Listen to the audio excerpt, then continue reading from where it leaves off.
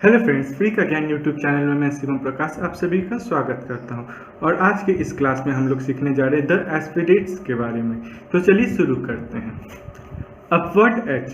The upward form of H is employed in a great majority of case. It joins more readily with other stroke and abbreviation. यानी कि यहाँ पे हम लोग सीखने जा रहे हैं सबसे पहले अपवर्ड स्ट्रोक एच का।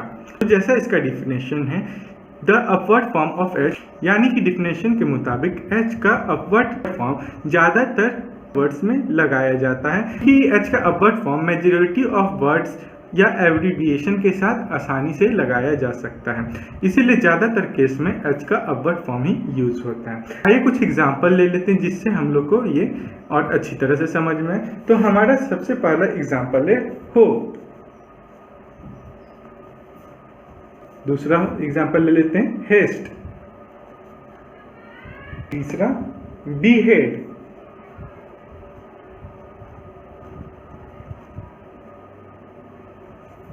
और हमारा चौथा एग्जाम्पल ले लेते हैं इनहैंस।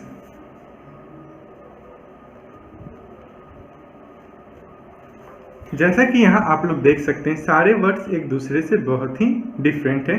तो आइए इन सभी वर्ड्स में एच का अपवर्ड स्ट्रोक लगाकर सॉल्व करते हैं और जानते हैं कि किस तरह से अलग अलग टाइप के वर्ड्स में अलग अलग एच का अपवर्ड स्ट्रोक यूज होता है। तो यहाँ हमारा पहला वर्ड है हो। तो ये तो काफ़ी आसान वर्ड है, तो इसको बनाने के लिए सिंपली हम लोग का एच का अपवर्ड स्ट्रोक और साथ में पी का स्ट्रोक लगा देंगे और यहाँ पे ओ का वॉवेल, तो ये हो जाएगा हो। तो ये कुछ इस तरह से होगा हो, जो कि बेहद ही आसानी के साथ लिखा जा सकता है। और यहाँ पे हमारा है हेस्ट। हेस्ट लिखने के लिए पहले हम लोग को एच का स्ट्रोक लगाना पड़ेगा, उसके बाद उसी में एस टी का भी स्ट्रोक लगेगा और साथ में ए का वॉवेल। तो ये कुछ इस तरह से लिखाएगा हेस्ट। हमारा तीसरा वर्ड से बी हेड। तो बी हेड लिखने के लिए पहले हम लोग को बी का स्ट्रोक, उसके बाद एच का अपवर्ड स्ट्रोक, उसके बाद फिर से डी का स्ट्रोक लगाना पड़ेगा। तो आइए इनको बना के देख लेते हैं। तो बी हेड कुछ इस तरह से लिखेगा बी हेड। यहाँ पे आप लोग देख सकते हैं पहले बी का स्ट्रोक लग गया, उसके बाद एच का अपवर्ड स्ट्रोक और उसके बाद फिर डी का स्ट्रोक आ रहा है। तो और यहाँ पे बीच में ए का कॉन्सोनेंट, तो ये हो जाएगा हमारा बी हेड। लास्ट एग्जाम्पल है इनहैंस। तो इनहैंस लिखने के लिए पहले हम लोग एन का स्ट्रोक लगाएंगे, उसी में साथ में एच का वर्ड स्ट्रोक और उसके साथ एन और एस का सर्कल वॉवेल एन के डायरेक्शन में। तो ये एन और एस दोनों ही का प्रोनाउंस होगा। तो ये हो जाएगा हमारा इन हैंड्स। तो देख सकते हैं कि किस तरह यहाँ पे एच का अपवर्ड स्ट्रोक लग रहा है इन सभी वर्ड्स के साथ। आइए इसी तरह जिस तरह हम लोग अपवर्ड स्ट्रोक पढ़ें एच का, उसी तरह एच का डाउनवर्ड स्ट्रोक सीखते हैं। Downward H. The downward form of H is used when H is standing alone.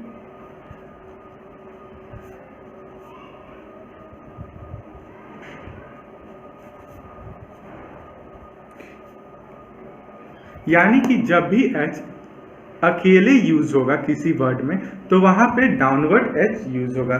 जैसे कि हम लोग एग्जांपल के तौर पर ले सकते हैं हे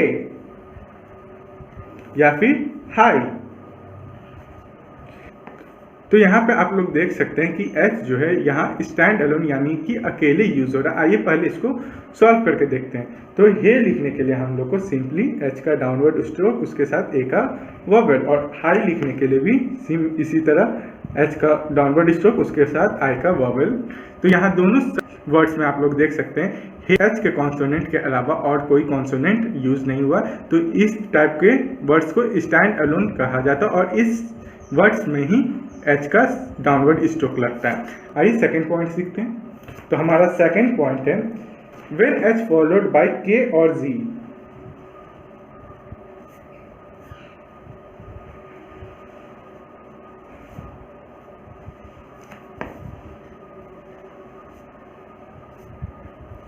यानी कि जब भी एच के बाद के या जी का कॉन्सोनेंट आएगा तो उन केस में भी हम लोग एच का डाउनवर्ड स्ट्रोक यूज करेंगे। तो इसके लिए भी आइए कुछ एग्जांपल ले लेते हैं। जैसे कि हो गया अनहुक। या फिर हॉग। तो आइए इनको भी सॉल्व करते हैं। तो अनहुक लिखने के लिए सबसे पहले हम लोग को अन और उसके साथ हुक। तो ये आप देख सकते हैं कि यहाँ पे H के बाद K का कॉन्सोनेंट आ रहा है, जो यहाँ पे H का डाउनवर्ड स्ट्रोक यूज होगा। उसी तरह हॉग में भी हम लोग सेम इसी तरह यूज करेंगे, तो ये हो जाएगा हॉग। तो दोनों वर्ड्स में आप लोग देख सकते हैं कि H का डाउनवर्ड मूवमेंट K या G के साथ ही लगेगा। आइए इसका थर्ड पॉइंट जानते हैं हम लोग। तो हमारा थर्ड पॉइंट है when H followed upward L और हॉरिजॉन्टल स्ट्रोक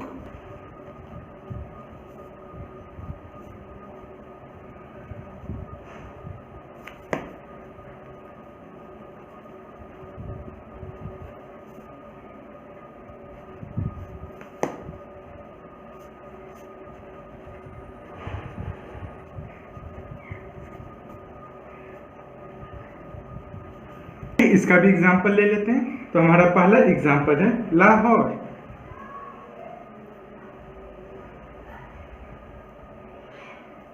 और दूसरा एग्जांपल हो जाएगा कोहेरेंस।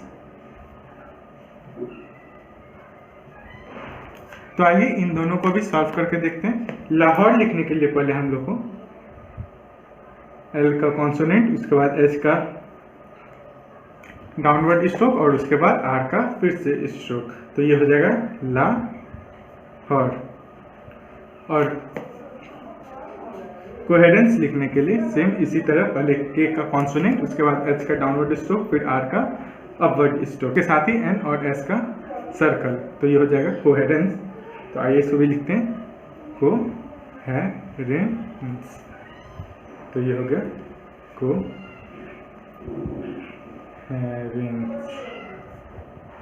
देख सकते हैं कि किस तरह से यहाँ पे लिखा रहा है। आइए अब हम लोग इसका नेक्स्ट टॉपिक्स भी डिस्कस कर लेते हैं, जो कि हो गया फॉलोइंग एस। यानी कि जब भी एच का स्ट्रोक के तुरंत पहले एस का सर्कल आ जाए तो उस केस में एच का हुक और एस का सर्कल दोनों एक साथ ही अप्लाई हो जाएगा। लेकिन जो सर्कल का साइज रहेगा वो एस और एच के हुक का सर्कल के साइज से थोड़ा बड़ा साइज का हो जाएगा। तो आइए एग्जाम्पल की मदद से इसे और अच्छी तरह से सीखते हैं। जैसे कि हो गया रेस हॉर्स। यहाँ पे आप लोग देख सकते हैं एस का प्रोनाउंस के तुरंत बाद एच का भी प्रोनाउंस आ रहा है। तो यहाँ पे एस का सर्कल और एच का सर्कल दोनों एक ही साथ लगेगा, लेकिन दोनों कंबाइन होकर। तो इसे सॉल्व करेंगे कुछ इस तरह, रेस हॉर्स। यहाँ पे आप लोग देख सकते हैं, यहाँ पे आर का कॉन्सोनेंट, उसके बाद एस का प्रोनाउंस आ रहा है, तो वहां पे छोटा सा सर्कल ना लगा के एस का प्रोनाउंस और एच का प्रोनाउंस दोनों साथ में लगाकर बड़ा सर्कल, उसके बाद एच का कॉन्सोनेंट, उसके बाद आर का फिर से कॉन्सोनेंट, उसके बाद फिर एस का सर्कल। तो ये हो जाएगा रेस हॉर्स। और एक और एग्जांपल ले लेते हैं, जैसे कि फिट्स ह्यूज।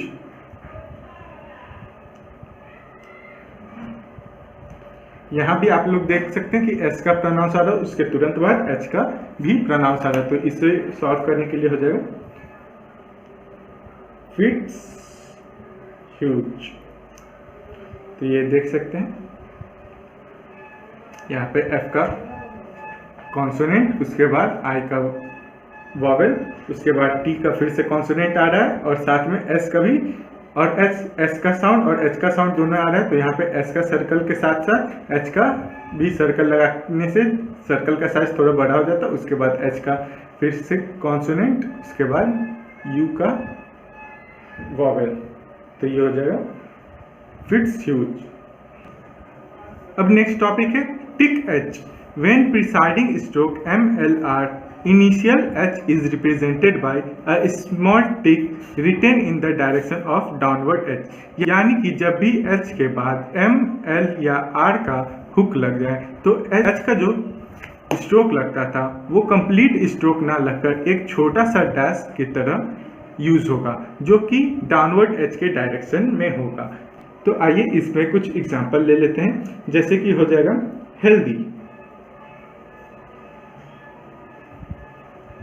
या फिर हार्ड।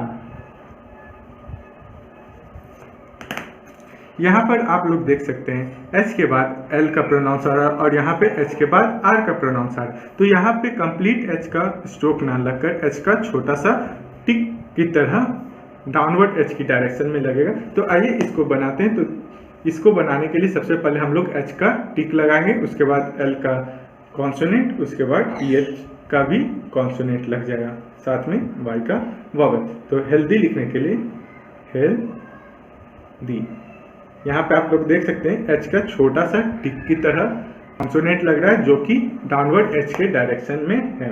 तो यह हो जाएगा हेल्दी।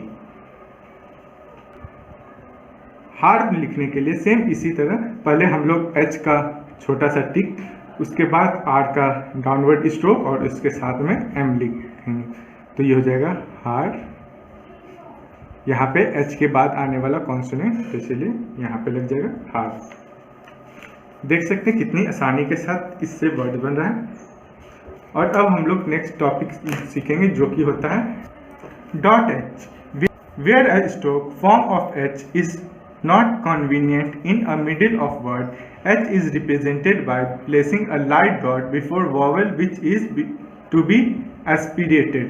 यानी कि जब भी कभी किसी वर्ड के बीच में H का साउंड आ रहा हो और वहाँ पे H का कॉन्सोनेंट लगाना इनकन्वीनियंट हो जाए वहाँ, तो उस जगह पे H का स्ट्रोक ना लगा के लाइट डॉट से H को हम लोग इंडिकेट करते हैं उसके बाद आने वाले वॉवेल के पहले। तो आइए इसमें भी कुछ एग्जांपल्स ले लेते हैं जिनकी मदद से हमें ये अच्छी तरह से समझ में आए। तो हमारा पहला एग्जांपल है अपहिल।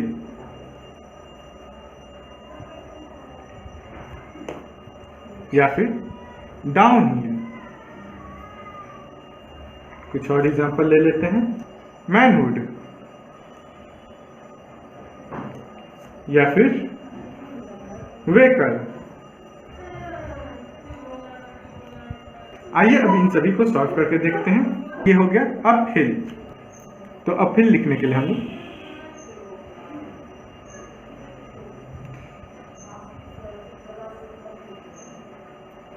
तो यहाँ पे आप लोग देख सकते हैं, यहाँ पे अपहिल लिखने के लिए हम लोग पहले पी का कॉन्सोनेंट लगाएं, उसके आगे एच यू का वॉवेल और साथ में एल का कॉन्सोनेंट और यहाँ पे आई का वॉवेल भी लगाए हुए हैं और एच का प्रोनाउंस आई के वॉवेल के ऊपर छोटा सा डॉट के मदद से इंडिकेट यहाँ हो रहा है एच का।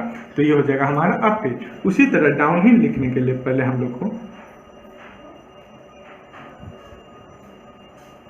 पहले डी का कॉन्सोनेंट, उसके बाद एन का कॉन्सोनेंट, यहाँ ओ डब्ल्यू का वॉवेल, उसके बाद एल का फिर से कॉन्सोनेंट लगाएं और यहाँ पे आई का जहाँ पे वॉवेल लगेगा उसी के आगे एक छोटा सा लाइट डॉट लगाने से एच को भी डिनोट हो जाएगा। तो ये हो जाएगा हमारा डाउनहिल। तो मैनहुड लिखने के लिए पहले हम लोग मैन लिख लेंगे और हुड के जगह एच का इंडिकेशन करेंगे ओ के वॉवेल के साथ। तो यहाँ पे हो जाएगा हुड, यहाँ पे लगेगा ओ का वॉवेल, तो उसी के ऊपर लाइट डॉट देंगे तो यहाँ पे इंडिकेट हो जाएगा मैनहुड। उसी तरह व्हीकल लिखने के लिए भी व्हीकल। तो यहाँ पे देख सकते हैं वी का कॉन्सोनेंट, उसके बाद का प्रोनाउंस आ रहा है एल के साथ, तो यहाँ पे एल का हुक लग रहा है के कॉन्सोनेंट में और यहाँ पे आप लोग देख सकते हैं एच का डॉट लगेगा आई के वॉवेल के साथ, तो यहाँ पे हो जाएगा व्हीकल। तो आप लोग देख सकते हैं कितनी आसानी के साथ आज हम लोग एच का अपवर्ड हुक, एच का डाउनवर्ड हुक, एच का टिक, एच का डॉट और एच फॉलोड बाई एस का यूज सीखें। अगर इन सारे टॉपिक को समझने में आपको कोई भी प्रॉब्लम आए तो प्लीज़ कमेंट में ज़रूर लिखें। आपके सारे क्वेश्चन का आंसर मैं बहुत ही जल्द दे दूंगा। ये कुछ ग्रामर लॉगस आज के लिए, इसे भी अपने नोटबुक में लिखकर अच्छी तरह याद कर लें। और ये लास्ट वीक के आंसर। अगर आप लोग को ये वीडियो अच्छा लगा हो तो प्लीज़ लाइक और सब्सक्राइब कर बेल का आइकन ज़रूर दबाएं ताकि हमारे आने वाले सभी वीडियोस का नोटिफिकेशन सबसे पहले आपको मिले। और ये क्वेश्चन है आज के, जो कि हमेशा की तरह बेहद ही आसान है और इन वीडियोस को ज़्यादा से ज़्यादा अपने फ्रेंड्स और फैमिलीज़ के साथ शेयर करें ताकि वो लोग भी इन वीडियोस की मदद से शॉर्ट हैंड जैसे इंपॉर्टेंट टॉपिक को अच्छी तरह सीख सकें। Till next week, good bye. Please like, share and subscribe. Don't forget to click on bell button.